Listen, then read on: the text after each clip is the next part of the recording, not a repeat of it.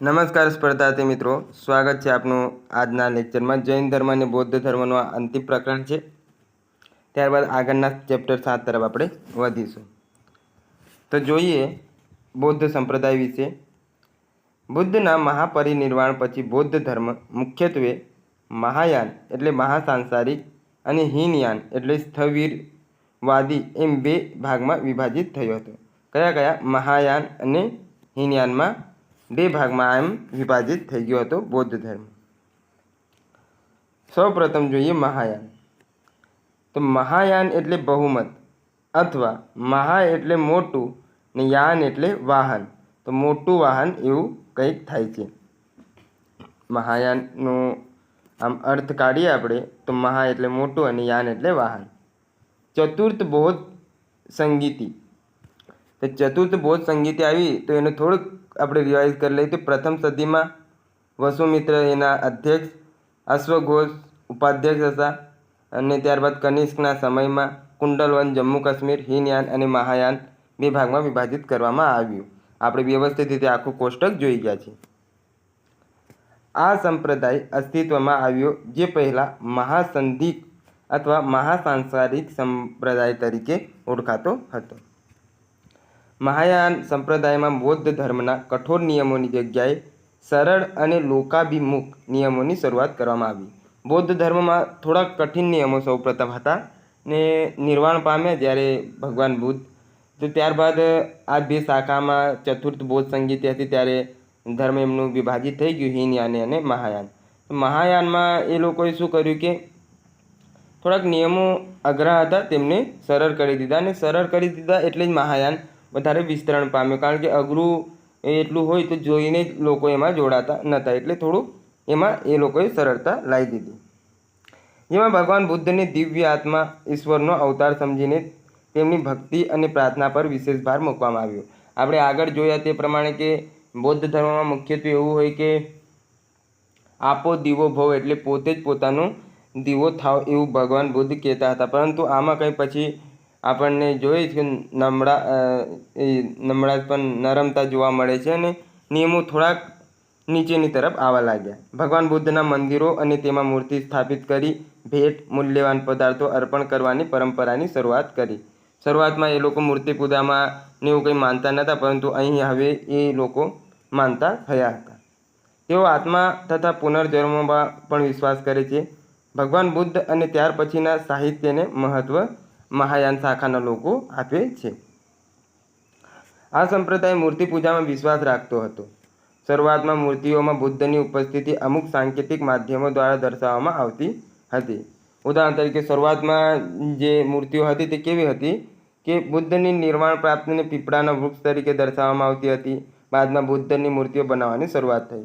તો સાંકેતિક રૂપે શરૂઆતના તબક્કામાં આ લોકો મૂર્તિઓ બનાવતા હતા કે નિર્વાણ તો ભગવાન બુદ્ધનો જે પીપળો છે તે, અને એવી રીતે અલગ અલગ સંકેતોની જે ઉપયોગિતા લઈને મૂર્તિઓ આ લોકો બનાવતા હતા. કુષાણ શાસકોના સમય દરમિયાન ગાંધાર તથા મથુરા અને ગુપ્ત શાસકોના સમય દરમિયાન સારનાથ ખાતેની બુદ્ધની હજારો મૂર્તિઓનું નિર્માણ આપણને જોવા મળે છે. કુષાણ શાસકો હતા ત્યારે ગાંધાર અને મથુરા શૈલી વિકસેલ આપણને જોવા મળે છે. અને ગુપ્ત શાસકોના સમયમાં પણ ભગવાન બુદ્ધની ઘણી બધી મૂર્તિઓ જે નિર્માણ પામી તે આપણને જોવા મળે છે.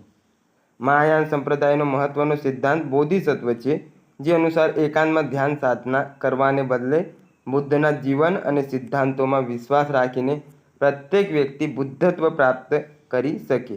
ધીમે ધીમે બોધિસત્વની પૂજા ઘણી લોકપ્રિય બની અને મધ્ય એશિયા, ચીન, કોરિયા તથા જાપાન સુધી ફેલાઈ.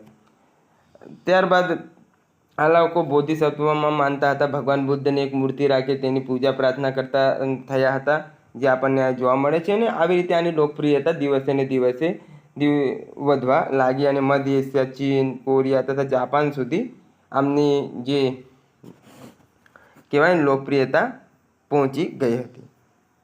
ત્યારબાદ આગળ જોઈએ તો મહાયાન સંપ્રદાય બ્રાહ્મણ ધર્મની નજીક આવ્યો. જેવી રીતે બ્રાહ્મણ ધર્મમાં મૂર્તિ પૂજાને મંત્રોચ્ચાર કરવામાં આવે એ રીતે આ લોકો પણ બ્રાહ્મણ ધર્મની નજીક આવી ગયા હતા.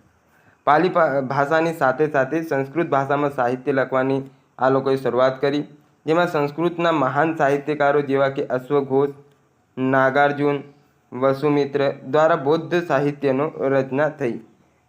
આપણે જોયું કે છેલ્લી બૌદ્ધ સંગીતિમાં ઉપાધ્યક્ષ અશ્વઘોષ હતા ને અધ્યક્ષ વાસુમિત્ર હતા. તો તેમણે ધીમે ધીમે આ જે પાલી ભાષાના ગ્રંથો હતા તેમને સંસ્કૃતમાં ટ્રાન્સલેટ કરવાનું શરૂ કર્યું. આથી તેનો હીનયાન સંપ્રદાયની તુલનામાં ભારતમાં વિશેષ ફેલાવો થયો. આ બધા કારણો હતા કે હીનયાન ઓછો ફેલાયો અને મહાયાન વધારે ફેલાયો, કારણ કે નિયમોમાં એ લોકોને નરમાશ આવવા લાગી હતી એટલે. ત્યારબાદ હીનયાન જોઈએ તો હીનયાન એટલે લઘુત્તમ અથવા હીન એટલે નાનું ને યાન એટલે વાહન, નાનું વાહન, ને મહાયાન એટલે મોટું વાહન. આ સંપ્રદાય ચતુર્થ બૌદ્ધ સંગીત પહેલાં સ્થવિરવાદી થેરાવાદ સંપ્રદાય તરીકે ઓળખાતો હતો. તો કયા નામે ઓળખાતો હતો? સ્થવિરવાદીના નામે આ સંપ્રદાય ઓળખાતો હતો. આ સંપ્રદાયના સિદ્ધાંતો અનુસાર દરેક વ્યક્તિ પોતાના પ્રયાસો દ્વારા જ મોક્ષની પ્રાપ્તિ કરી શકે છે. જ્યારે આપણે મહાયાનમાં જોયું તો ભગવાન બુદ્ધની પૂજા અર્ચના કરીને પ્રાપ્તિ કરી શકીએ એવું એ લોકો માનતા હતા. હીનયાન સંપ્રદાય એક રૂઢિવાદી મત ધરાવે છે. આ સંપ્રદાય મહાત્મા બુદ્ધના દર્શન અને સિદ્ધાંતોમાં વિશ્વાસ રાખે છે, પરંતુ બુદ્ધત્વ પ્રત્યે વ્યક્તિ પ્રાપ્ત કરી શકે નહીં તેવી માન્યતા ધરાવે છે. એટલે આ લોકો એવું માને છે કે દરેક વ્યક્તિ મોક્ષ પ્રાપ્ત ના કરી શકે, અમુક જ વ્યક્તિઓ હોય છે જે બુદ્ધત્વ એટલે મોક્ષ પ્રાપ્ત કરી શકે છે એવું આ લોકો હીનયાન શાખાવાળા માને છે. હીનયાનીઓ ત્રિપિટક સિવાય કોઈ ધર્મગ્રંથને મહત્ત્વ આપતા નથી. શુદ્ધ પિટક, વિનય પિટક ને અભિધમ પિટક એમ ત્રિપિટક છે. તેના સિવાય આ લોકો અન્ય કોઈ પણ જે ગ્રંથ છે તેની માન્યતા નથી આપતા. મુખ્યત્વે તેમના ધર્મગ્રંથો પાલી ભાષામાં છે, જ્યારે મહાયાનના આપણે જોઈએ તો સંસ્કૃત ભાષામાં પણ એમના ધર્મગ્રંથો આપણને જોવા મળે છે. હીનયાનનો ફેલાવો શ્રીલંકા, બર્મા, થાઈલેન્ડ અને દક્ષિણ પૂર્વ એશિયાના દેશોમાં થયેલ જોવા મળે છે. વિશેષમાં જોઈએ કે વજ્રયાન વીજળીનો વાહન એ બૌદ્ધ ધર્મનો એક સંપ્રદાય છે, જેનો ફેલાવો મુખ્યત્વે બંગાળ અને બિહારમાં આપણને જોવા મળે છે. 11મી સદીની આસપાસ કેટલાક બૌદ્ધ સાધુઓ દ્વારા વજ્રયાનનો ફેલાવો તિબેટ ક્ષેત્રમાં થયો હતો. તો આ કંઈક વિશેષ માહિતી હતી જે આપણે જોઈ લીધી.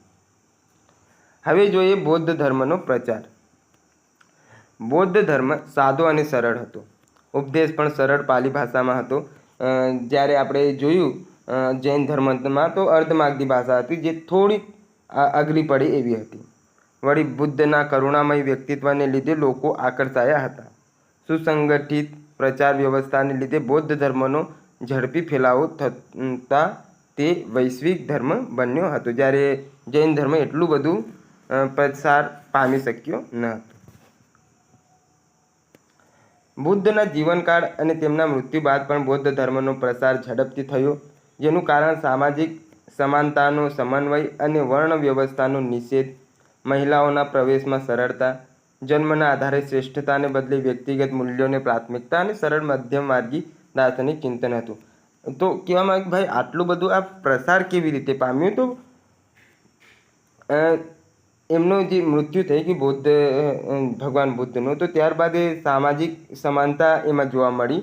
તો લોકોને સમાનતા કેમાં આપવામાં આવી, વર્ણ વ્યવસ્થાનો નિષેધ કરી દેવામાં આવ્યો કે કોઈ પણ જાતિ ધર્મનો વ્યક્તિ હોય તે આમાં જોડાઈ શકે એવું એ લોકો માનતા હતા. મહિલાઓના પ્રવેશમાં સરળતા રાખવામાં આવી. શરૂઆતમાં તો મહિલાઓને રાખતા જ નહોતા, પરંતુ ત્યારબાદ એમના શિષ્યની વિનંતીથી એમણે મહિલાઓને પણ આ જે ધર્મમાં જોડાવાની અનુમતિ આપી દીધી હતી. જન્મના આધારે શ્રેષ્ઠતાને બદલે વ્યક્તિગત મૂલ્યોની પ્રાથમિકતા અને સરળ મધ્યમ માર્ગી દાર્શનિક ચિંતન હતું. જન્મના આધારે ભેદભાવ રાખતા ન હતા અને મધ્યમ માર્ગી દાર્શનિક ચિંતન હોવાના કારણે આ ધર્મ વધારે પડતો આગળ આવ્યો હતો. સંઘમાં સાધુ સાધ્વીઓ ગુફા કે વિહારમાં રહીને ઉપાસના કરતા. બૌદ્ધ સંઘના મગધમાં એટલા બધા વિહારો સ્થપાયા કે તેનું જ નામ વિહાર જે અભ્રંશ પામી બિહાર થયું પડી ગયું. મગધને પોતાના પ્રચારનું કેન્દ્ર બનાવ્યું. બૌદ્ધ ધર્મનું જે પ્રચારનું કેન્દ્ર એવું મગધ હતું ને જોઈએ આપણે તો મગધમાં એટલા બધા વિહારો એટલે જે બૌદ્ધ સાધુ હોય તેમના માટે રોકાવા માટે જે વિહારો એટલા બધા બની ગયા કે તેનું નામ જ ત્યાં પછી વિહાર કરી દેવામાં આવ્યું. મગધ કૌશંબી જેવા રાજ્યો બૌદ્ધ ધર્મને રાજ્યાશ્રય આપ્યો. મગધ કૌશાંબી વગેરે જે રાજ્યો હતા તેમણે બૌદ્ધ ધર્મને રાજ્યાશ્રય આપ્યો હતો. ત્યારબાદ આગળ જોઈએ. ઈસવીસન પૂર્વે 3જી સદીમાં અશોકે બૌદ્ધ ધર્મ અપનાવ્યો. જે અશોક હતા મહાન એવા સમ્રાટ, તેમણે પણ બૌદ્ધ ધર્મ અપનાવ્યો હતો. આ ઘટના ઇતિહાસમાં યુગ પ્રવર્તક ઘટના ગણાય છે. તો કયા રાજા એ બૌદ્ધ ધર્મ અપનાવ્યો જે ઘટના યુગ પ્રવર્તક ગણાય છે? તો અશોકે. અશોકે આ ધર્મને મધ્ય પશ્ચિમ એશિયા અને શ્રીલંકામાં ફેલાવ્યો. સમ્રાટ અશોકે બૌદ્ધ ધર્મના પ્રચાર માટે તેમના સંતાનો મહેન્દ્ર અને સંઘમિત્રાને શ્રીલંકા મોકલ્યા હતા. તો કોને કોને શ્રીલંકા મોકલ્યા? મહેન્દ્ર અને સંઘમિત્રાને, જે અશોકના સંતાનો હતા. કનિષ્કે બૌદ્ધ ધર્મના પ્રચાર માટે સંઘના ભિક્ષુકોને તિબેટ, સિક્કિમ, ચીન, જાપાન, બ્રહ્મદેશ અને સિયામ મોકલ્યા હતા, જેના કારણે આ વધારે ને વધારે પ્રસાર પામતો ગયો. લુંબિની, બોધિગયા, સારનાથ, શ્રાવસ્તી, રાજગૃહ, વૈશાલી, સંકિસા, કુશીનારા વગેરે બૌદ્ધ ધર્મ સાથે સંકળાયેલ ભારતમાં આવેલા મહત્ત્વના સ્થળો છે. તો આ બધા સ્થળો આપણા ભારતમાં આવેલા છે અને બૌદ્ધ ધર્મ સાથે જોડાયેલા છે. વિશેષમાં જોઈએ તો નાલંદા વિશ્વવિદ્યાલય બૌદ્ધ ધર્મનું એક અગત્યનું કેન્દ્ર હતું, જેને પાલ રાજાઓનું સંરક્ષણ મળ્યું હતું. તો કયા રાજાઓનું સંરક્ષણ મળ્યું હતું? પાલ રાજાઓનું. બિહારમાં આવેલી વિક્રમશિલા વિદ્યાલય બૌદ્ધ ધર્મનું મહત્વનું કેન્દ્ર હતું. નાલંદા અને વિક્રમશિલા જે બૌદ્ધ ધર્મના મહત્વના કેન્દ્રો હતા, એમને આપણે આગળ અથવા વારસામાં વ્યવસ્થિત રીતે જોઈશું. ત્યારબાદ આગળ જોઈએ તો એમાં છે બૌદ્ધ શિલ્પ અને સ્થાપત્ય કળા. તો બૌદ્ધ ધર્મમાં સ્તંભ, સ્તૂપોના કોતરકામ તેમજ મૂર્તિઓના આધારે શિલ્પકળાની માહિતી પ્રાપ્ત થાય છે. બૌદ્ધ ધર્મના સ્તંભો મુખ્યત્વે સમ્રાટ અશોક દ્વારા બનાવવામાં આવ્યા હતા. તો કયા સમ્રાટ દ્વારા બનાવવામાં આવ્યા હતા? તો સમ્રાટ અશોક દ્વારા. આ સ્તંભો સામાન્ય રીતે એક જ પથ્થરમાંથી કોતરીને બનાવેલા હતા. બૌદ્ધ શિલ્પકળાનું શ્રેષ્ઠ નમૂનારૂપ સારનાથના અશોક સ્તંભ પર એક બીજાથી પીઠ અઢીને 4 સિંહની આકૃતિ બનાવવામાં આવી છે. આ સ્તંભમાં રહેલા ધર્મચક્રને ભારતના રાષ્ટ્રધ્વજમાં સ્થાન આપવામાં આવ્યું છે. જે આપણે સારનાથનો સ્તંભ છે, જેનો આપણો રાષ્ટ્રધ્વજ છે, તેમાં સમાવેશ કરવામાં આવેલ છે. જે ધર્મચક્ર છે 24 આરા તેનું. હવે એ 24 આરા એ શું કહેવા માંગે તે થોડુંક જોઈ લઈએ કે જે આપણે 24 આરાઓ છે એ 24 કલાકનો પ્રતિનિધિત્વ કરે છે. કે સમય એ ગતિશીલ છે અને સતત ફરતો રહે છે. જે અહીંયા ઉપર છે એ કોઈના કોઈ દિવસ નીચે આવવાનો છે. જેવી રીતે આ ચક્ર ફરતું રહે છે તેવી રીતે મનુષ્યના જીવનમાં પણ ચડતી અને પડતી આવતી જ રહે છે. એવું કંઈક પ્રતિનિધિત્વ આ 24 આરાનું ચક્ર કરે છે. ત્યારબાદ બૌદ્ધ ધર્મમાં સ્તૂપોની વાડ, ચૈત્યોના સ્તંભ, સ્તૂપના તોરણમાં બુદ્ધની જાતક કથા, બુદ્ધના જીવન પ્રસંગ, કિન્નર શિલ્પ તેમજ મૂર્તિઓના અંગ ઉપાંગ વિશેષ રૂપથી જોવા મળે છે. આ શિલ્પકળા પર ગ્રીક શિલ્પ શૈલીની અસર જોવા મળે છે.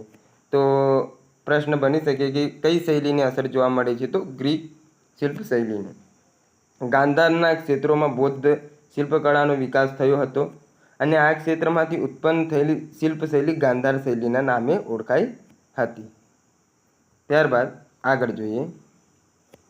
આ ઉપરાંત મથુરા ખાતે પ્રાપ્ત થયેલ શુદ્ધ ભારતીય શિલ્પશૈલી મથુરા શૈલીની બૌદ્ધ મૂર્તિઓમાં 2.5 મીટર ઊંચી બુદ્ધની તામ્ર મૂર્તિ તેમજ સુલતાનગંજ ખાતેની પ્રાપ્ત થયેલ 2.5 અને 1 ટન વજનની બુદ્ધની કાંસાની મૂર્તિ મહત્વની છે. 2.5 મીટર અને 1 ટન વજનની જે ભગવાન બુદ્ધની મૂર્તિ છે સુલતાનગંજમાં જે મળી છે તે મહત્વની છે. ત્યારબાદ આગળ જોઈએ તો અન્ય જગ્યામાં આંધ્રપ્રદેશના ગુંટૂર જિલ્લાના અમરાવતીમાં મળી આવેલ 2જી સદીની ગૌતમ બુદ્ધને મહેલમાંથી જતા દર્શાવતી કૃતિ શિલ્પકળાનો ઉત્તમ નમૂનો છે. હવે જોઈએ બૌદ્ધ સાહિત્ય. ત્રિપિટક સંહિતામાં બુદ્ધના પ્રવચનોનો સાર છે, જે પાલી ભાષાનો સાર છે, જે પાલી ભાષામાં રજૂ થયેલ છે. ત્રિપિટક, જેમાં સુત્ત પિટક, વિનય પિટક અને અભિધમ્મ પિટકનો સમાવેશ થાય છે. ત્રીજી બૌદ્ધ ધર્મ પરિષદના સમયે સુત્ત પિટક અને વિનય પિટકની સાથે અભિધમ્મ પિટકના ભાગની રચના થઈ હતી. તો કયા ત્રણ? સુત્ત પિટક, વિનય પિટક અને અભિધમ્મ પિટક, જે ત્રીજી બૌદ્ધ પરિષદમાં 200 ઈસવીસન પૂર્વે 255માં જે અશોકના સમયગાળામાં ત્રીજી બૌદ્ધ પરિષદ જે બનાવી હતી પાટલીપુત્ર ખાતે, તેમાં આની રચના થઈ હતી. ભારતમાં આ સમયનું સૌપ્રથમ પુસ્તક બૌદ્ધ ગ્રંથ ધરણીસૂત્ર છે. સૌપ્રથમ પુસ્તક બૌદ્ધ ગ્રંથ ધરણીસૂત્ર છે, જે આ સમયનું હતું. દીઘ નિકાયમાં વજ્જી સંઘ વિશે માહિતી આપવામાં આવી છે. તો કયા સંઘ વિશેની માહિતી મળી છે દીઘ નિકાયમાં? વજ્જી સંઘની. પ્રાચીન સમયમાં મોટાભાગના બૌદ્ધ ગ્રંથો પાલી ભાષામાં લખાયા હતા. ત્યારબાદના યુગોમાં સંસ્કૃતમાં લખવામાં આવ્યા હતા. આશરે 550 જેટલી જાતક કથાઓમાંથી બુદ્ધના પૂર્વજન્મો વિશેની માહિતી આપણને મળતી જોવા મળે છે. પાલી ગ્રંથોની રચના બૌદ્ધ ભિક્ષુઓએ કરી છે, જેમાં મિલિંદપન્હો અર્થાત મિલિંદના પ્રશ્નો મુખ્ય છે. ત્યારબાદ ગ્રીક સમ્રાટ મિનેન્ડરે ઈસવીસન પૂર્વે પ્રથમ સદીમાં બૌદ્ધ ગ્રંથોમાં મિલિંદ ગણાવાયો છે. તેમાં મિનેન્ડર અને બૌદ્ધ સાધુ નાગસેનનો સંવાદ આપણને જોવા મળે છે. મિલિંદપન્હો છે, તેમાં આપણને કોનું તો મિનેન્ડર અને બૌદ્ધ સાધુ નાગસેનનો સંવાદ જોવા મળે છે. શ્રીલંકામાંથી દીપવંશ એટલે દ્વીપનો ઇતિહાસ અને મહાવંશ એટલે મહાન ઇતિહાસ નામના બૌદ્ધ ગ્રંથો પ્રાપ્ત થાય છે. ક્યાંથી? દીપવંશ અને મહાવંશ શ્રીલંકામાંથી. બુદ્ધના જીવન પર મહાકાવ્ય બુદ્ધ ચરિતની રચના અશ્વઘોષે કરી. તો બુદ્ધ ચરિતની રચના કોણે કરી? એવો પ્રશ્ન બને તો અશ્વઘોષે. બૌદ્ધ ગ્રંથની કઝાર અને તંજર નામની તિબ્બત ભાષાની સંહિતાઓ પ્રસિદ્ધ છે. બૌદ્ધ ધર્મનો ગ્રંથ પરિપૂર્ણમિતા જે બોધિસત્વ માર્ગ અંગેની ચર્ચા કરે છે. તો કયો ગ્રંથ છે? પરિપૂર્ણમિતા. બુદ્ધના નિર્વાણ પછી તેમના ઉપદેશને વ્યવસ્થિત રૂપ આપવા ત્રીજી બૌદ્ધ ધર્મ પરિષદ સમયે સુત્ત પિટક અને વિનય પિટકની સાથે અભિધમ્મ પિટક ભાગની રચના કરવામાં આવી, જે આપણે આગળ જોઈ ગયા.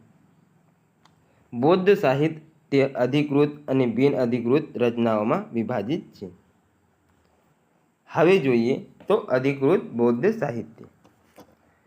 ત્રિપિટક એક મહત્વપૂર્ણ પ્રાચીન બૌદ્ધ ધાર્મિક ગ્રંથ છે. તે પાલી ભાષામાં લખાયેલો છે.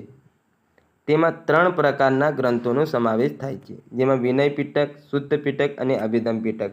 આ 3 પિટક છે તે યાદ રાખી લેવા. આમાંથી એક ચોથો આપીને ઓપ્શનમાં તમને કન્ફ્યુઝ કરી શકે. તો વિનય પિટકમાં જોઈએ, રોજિંદા વ્યવહારના નીતિ નિયમો અને બૌદ્ધ ભિક્ષુઓ માટેના નિયમો વિનય પિટકમાં આપવામાં આવે છે. તો શું આપવામાં આવે છે? રોજિંદા વ્યવહારના નીતિ નિયમો અને બૌદ્ધ ભિક્ષુઓ માટેના નિયમો વિનય પિટકમાં આપવામાં આવેલ છે. વિનય પિટકમાં પ્રતિમોક્ષ, સુત્ત વિભાંગા, ખંડકા અને પરિવાર અંગેના નિયમો આપવામાં આવેલા છે. સુત્ત પિટક જોઈએ તો આ પિટકમાં નૈતિકતા અને ધર્મથી સંબંધિત બુદ્ધના સંવાદ અને ભાષણોનું સંકલન છે. શાનું?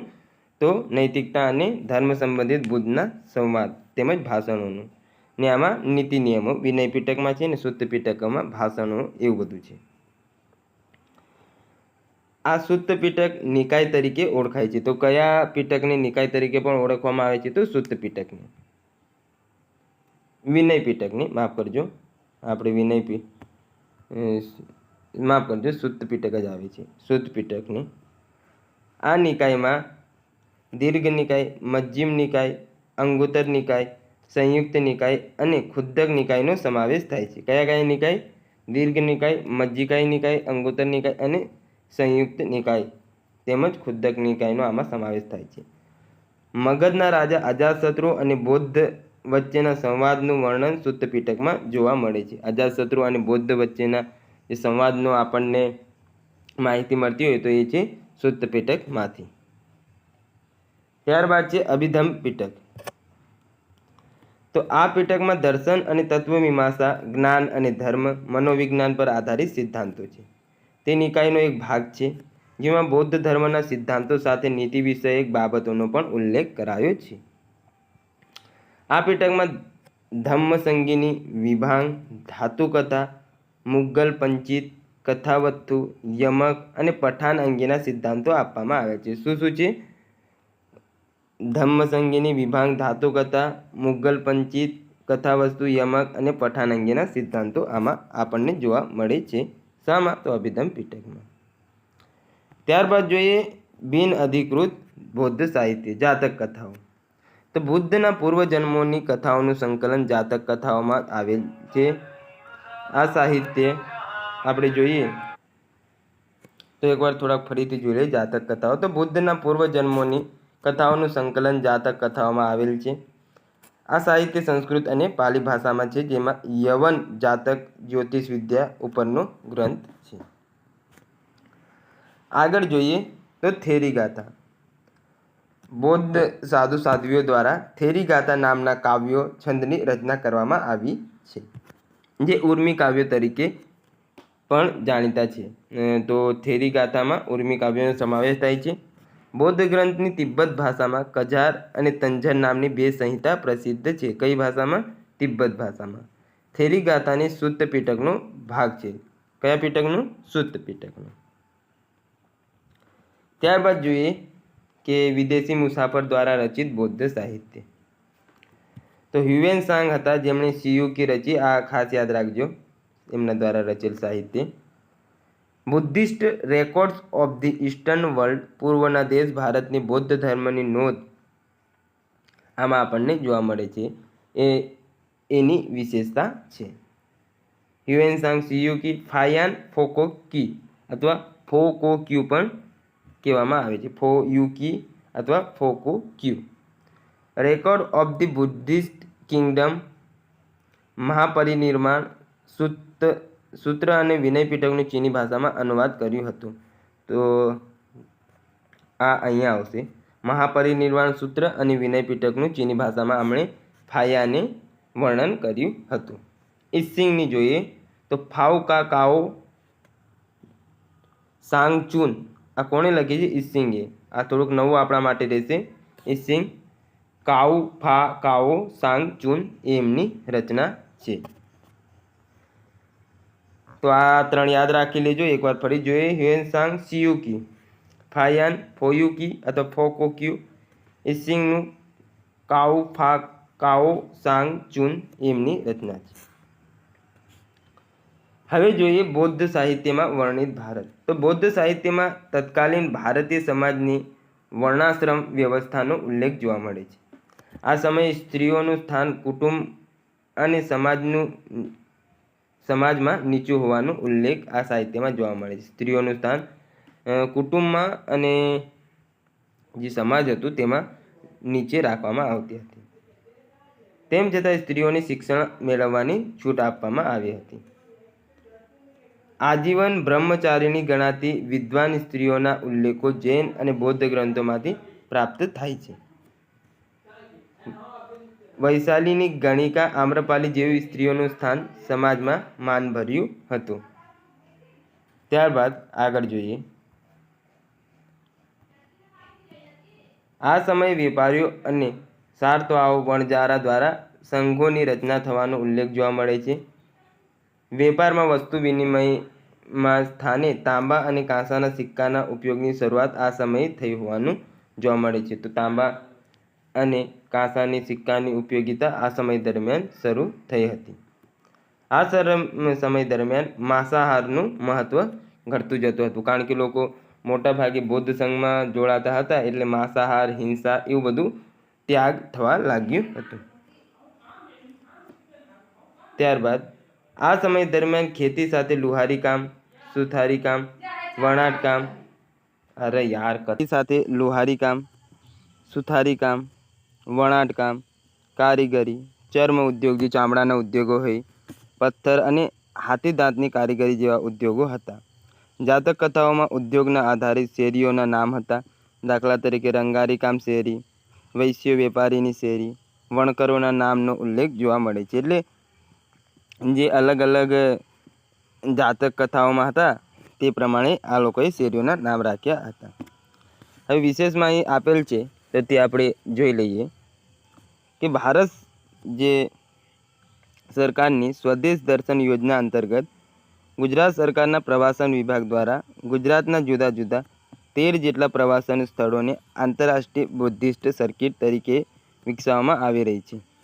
તેનો વિકાસ કરવા ગુજરાત સરકાર દ્વારા ઇન્ટરનેશનલ બુદ્ધિસ્ટ ફેડરેશન સાથે કરાર કરવામાં આવ્યા છે. તો કેટલી સર્કિટ છે? આપણે 13 જેટલી સર્કિટનો વિકાસ કરવામાં આવ્યો છે સ્વદેશ દર્શન યોજના અંતર્ગત. આગળ જોઈએ જૈન ધર્મ અને બૌદ્ધ ધર્મ વચ્ચે સમાનતા. ભગવાન મહાવીર અને બુદ્ધ એક જ સમયમાં ક્ષત્રિય પરિવારમાં થયા હતા. બંને ધર્મ વૈદિક પરંપરા એટલે કે યજ્ઞ, કર્મકાંડ, કોઈપણ પ્રકારની પશુ બલિ, મૂર્તિ પૂજા અને વ્યક્તિ પૂજાના વિરોધી હતા. જે સામાન્ય રીતે આપણને હિન્દુ ધર્મમાં જોવા મળે છે, યજ્ઞ, કર્મકાંડ, કોઈપણ પ્રકારની પશુ બલિ, મૂર્તિ પૂજા, આ બધાનો એ લોકો વિરોધ કરતા હતા. વેદોનો એ લોકો વિરોધ કરતા આપણને જોવા મળ્યા હતા. પરંતુ પાછળના સમયમાં એવું થયું કે એ લોકો પણ બે શાખાઓમાં વિભાજિત થઈ ગયું. તો મૂર્તિ પૂજા અને વ્યક્તિ પૂજા માનવા લાગ્યા, જેમાં ભગવાન બુદ્ધની એ લોકો મૂર્તિ પૂજા કરતા થયા અને એ પૂરતા જ કેન્દ્રિત થઈ ગયા. બંને મહાપુરુષોએ સામાન્ય જાન સમુદાયને સમજાવવા માટે સમજાય તેવી પાલી અને અર્ધમાગધી ભાષામાં ધર્મના ઉપદેશો આપ્યા હતા. તેઓએ મોક્ષ પ્રાપ્ત કરવાના સાધન તરીકે ધાર્મિક વિધિઓ કરવાને બદલે યોગ્ય આચરણ અને જ્ઞાન પર ભાર મૂક્યો. તે લોકો માનતા હતા કે ધાર્મિક વિધિઓથી કંઈ મોક્ષ પ્રાપ્ત ના થઈ શકે. આપણે આચરણ એટલે યોગ્ય જીવન પદ્ધતિ અને યોગ્ય જ્ઞાન પ્રાપ્ત કરે તો જ મોક્ષ મળી શકે. એના વગર મોક્ષ મેળવવું એ અસંભવ છે, એમ જૈન ધર્મ અને બૌદ્ધ ધર્મના લોકો અથવા જે ઉપાસકો માનતા હતા. તેમણે જાતિ અને જ્ઞાતિના ભેદભાવ વગર દરેકને આવકાર્યા હતા. કોઈએ લિંગ, ધર્મ અથવા સમુદાય એ કંઈ પણ જોયા વગર આ લોકોએ બધા જ ધર્મના લોકોને આવકાર્યા હતા અને બધાને મોક્ષ પ્રાપ્ત કરી શકાય એવી જે હતી પાછળથી કે બધા જ મોક્ષ પ્રાપ્ત કરી શકે એમ માનતા હતા. તેઓ કર્મના સિદ્ધાંતમાં માનતા હતા. કાર્ય કરશો તો ફળ મળશે એ સિદ્ધાંત આ લોકોનો મુખ્ય હતો. જૈન અને બૌદ્ધ ધર્મ વચ્ચે અસમાનતા. હવે વિરોધી પણ જોઈએ તો જૈન ધર્મ તેઓ આંતરિક માર્ગને અનુસરતા હતા. જે જૈન ધર્મના લોકો હતા તે આંતરિક માર્ગને અનુસરતા, જ્યારે બૌદ્ધ ધર્મના હતા તેઓ મધ્યમ માર્ગને અનુસરતા હતા. તો આ એક તફાવત. બીજું કે જૈન ધર્મ પ્રાપ્ત ધર્મ જે ભારત દેશ પૂરતો સીમિત હતો ને બૌદ્ધ ધર્મ વિશ્વમાં ફેલાયો, કારણ કે એમાં મહાન એવા ઘણા શાસકો થઈ ગયા, અશોક, કનિષ્ક, કાલાશોક.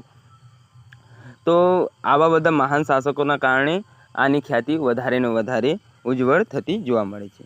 તે ઈશ્વરના અસ્તિત્વમાં માનતા નથી, પરંતુ દરેક જીવન માને છે જૈન ધર્મ. જ્યારે બૌદ્ધ ધર્મમાં તેઓ બૌદ્ધ ધર્મ એ અનાત્મા અને અનિત્વ તત્વોની અસ્થિરતામાં માને છે. બીજી ઘણા બધા ડિફરન્સ જોવા મળે કે જૈન ધર્મ આટલો બધો વિકાસ કેમ ના પામી શક્યો. તો આપણે જોઈએ કે બે જૈન સંગીતીઓ ભરાઈને એના વચ્ચે ઘણો બધો લાંબો સમયગાળો આપણને જોવા મળે છે. તો લગભગ 600 વર્ષનો ગેપ જોવા મળે. જ્યારે આપણે બૌદ્ધ ધર્મમાં જોઈએ તો લગભગ દરેક સંગીતી આપણે 100 વર્ષના ગાળામાં આપણને જોવા મળે છે. જે 483, 383, 255 પ્રથમ સદીમાં યોજાઈ હતી અને રાજાઓનું પણ આપણને સારું એવું પ્રતિનિધિત્વ બૌદ્ધમાં જોવા મળે છે. બીજી વાત કે નવી વસ્તુ લોકો ઉતાવળથી અપનાવતા હોય છે. તો જૈન ધર્મ થોડોક જૂનો હતો ને બૌદ્ધ ધર્મ નવો, તેમજ એમાં નિયમો એ થોડાક સરળ હોવાના કારણે જૈન ધર્મ કરતાં બૌદ્ધ ધર્મ વધારે ખ્યાતિ પામ્યું. અન્ય બાબતોમાં કે જે ભગવાન બુદ્ધ હતા તેમણે પાલી ભાષામાં ઉપદેશ આપ્યા અને જૈન ધર્મના જે સ્થાપક તો ઋષભદેવ હતા, પરંતુ મહાવીર સ્વામીએ ઉપદેશ અર્ધમાગધી ભાષામાં આપ્યો. સામાન્ય રીતે પાલી ભાષા લોકોને વધારે સમજણમાં આવી અને અર્ધમાગધી થોડીક અઘરી પડે, એના કારણે આ ધર્મ હતું તે વધારે પ્રસારમાં આવ્યું. અને ઘણા બધા નાના મોટા કારણોના કારણે બૌદ્ધ ધર્મ જૈન ધર્મની સરખામણીમાં આગળ રહ્યું, કારણ કે એમણે મહિલાઓને સારો એવો એમાં જોડાવાનું ચાન્સ આપ્યું હતું. તો આવા બધા કારણો હતા. તો આજે આપણે આ લેક્ચર પૂર્ણ થાય છે. આશા છે તમને હું થોડું ઘણું કંઈક સમજાવવામાં જે આપણે જેટલું આવડે છે તેટલું સમજાવવાનો પ્રયત્ન કરું છું. એ સમજ પડતું હશે. મળીએ નવા લેક્ચરમાં. ત્યાં સુધી જોડાયેલા રહો.